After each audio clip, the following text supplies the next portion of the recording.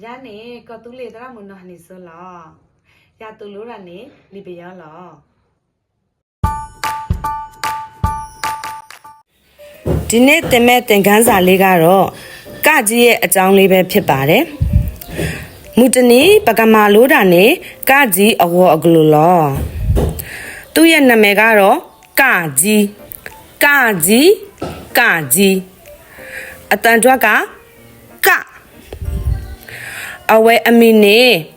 ကကြီးလောအကလူနေ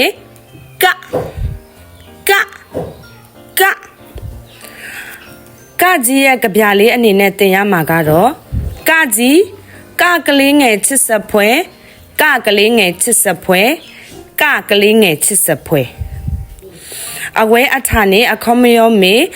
ဖိုးတာဖိုးနေလောအလကီလောအခုကဆီယမရင်းနှီးလေးကိုတင်ပြပေးမယ်နော်အခုအပြရောင်အယောင်လေးကိုတစ်ချက်ဆွဲ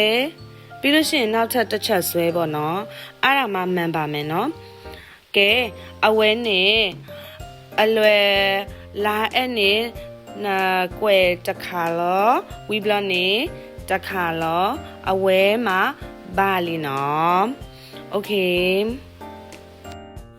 ဝဟာရအနေနဲ့ကကြီးချက်ချောကကြီးချက်ချော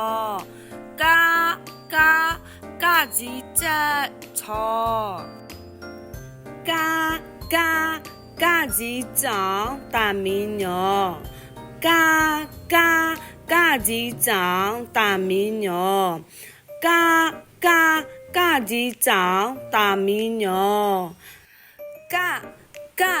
ကကြီးကျွဲပနာကကြီးကျွဲပနာကကြီးကျွဲပနာကကြီးကျွတ်ယူက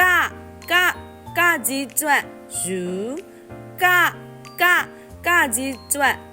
ယူကကြီးကလေးဖိုးတာကကြီးကလေးဖိုးတာကကြီးကလေးဖိုးတာတပ်လို့လားနောက်သင်ခန်းစာအသစ်လေးမှာပြန်တွေ့ကြမယ်နော်